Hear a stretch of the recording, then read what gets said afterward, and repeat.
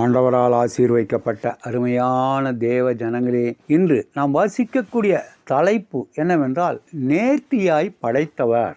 சீரை பெற்ற ஜனம் பாக்கியம் உள்ளது, கர்த்தரை தெய்வமாக கொண்டிருக்கிற ஜனம் பாக்கியம் உள்ளது. சங்கீதம் 144 அதிகாரம் 15 வசனம். இந்த பூமி பூரணமாக சரியான அளவுடன் படைக்கப்பட்டிருக்கின்றது. இதன் மேலே நைட்ரஜன் மற்றும் ஆக்சிஜன் வாயுக்களின் மெல்லிய அடுக்கு உள்ளது. தாவரம், விலங்கு மற்றும் மனித வாழ்க்கையை தக்க வைக்க வாயுக்களின் சரியான கலவையில் வெளிமண்டலம், அதாவது வளிமண்டலம் பொருத்தப்பட்ட ஒரே அறியப்பட்ட கிரகம் பூமி மட்டுமே ஆகும். பூமி சூரியனிலிருந்து சரியான தூரத்தில் அமைந்துள்ளது. பூமி எதிர்கொள்ளும் வெப்பநிலை தோராயமாக -30 டிகிரி முதல் 120 டிகிரி வரை. பூமி சூரியனில் இருந்து இன்னும் தொலைவில் இருந்தால் நாம் அனைவரும் உறைந்து போவோம். இன்னும் சூரியனின் அருகில் இருந்தால் நாம் எரிந்து விடுவோம். சந்திரன் பூமியிலிருந்து சரியான அளவு மற்றும் தூரத்தில் உள்ளது.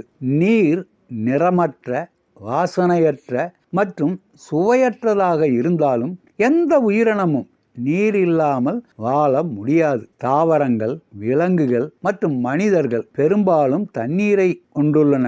தாவரங்களில் உள்ள நீர் ஈர்ப்பு விசைக்கு எதிராக மேல் நோக்கி பாயும். இது உயிர் கொடுக்கும் நீர் மற்றும் ஊட்டச்சத்துக்களை மிக உயரமான மரங்களின் உச்சிக்கு கொண்டு வரும். நீர் மேலிருந்து கீழே உறைந்து மிதக்கிறது.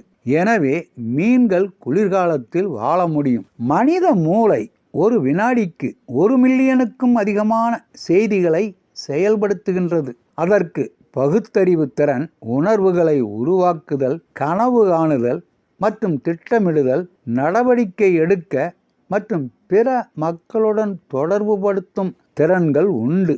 நம் கண்ணுக்கு 7 மில்லியன் வண்ணங்களை வேறுபடுத்தி பார்க்க முடியும். பிரபஞ்சம் இயற்கையின் சீரான விதிகளால் செயல்பட்டு வருகின்றது. புவியீர்ப்பு நிலையாக உள்ளது. பூமி அதே 24 மணி நேரத்தில் சுழன்று கொண்டிருக்கின்றது மற்றும் ஒளிவேகம் மாறாதது. நம் உடல்களின் ஒவ்வொரு செல்லிலும் ஒரு மினியேச்சர் கணினி நிரல், மிக விரிவான அறிவுறுத்தல் குறியீடு உள்ளது என்று உங்களுக்கு தெரியுமா?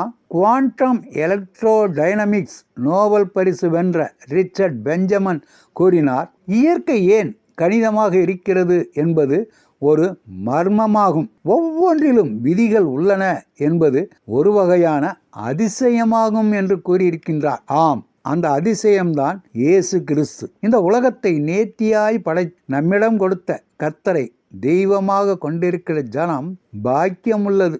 எங்களை விசித்திர வினோதமாக உம்முடைய சாயலில் சிருஷ்டித்ததற்காக உம்மை ஸ்தோத்திரிக்கிறோம் ஆண்டவரே என்று நாம் ஜெபிக்கலாமா? ஆண்டவர் தாமே நம் அனைவரையும் ஆசீர்வதிப்பாராக. ஆமேன்.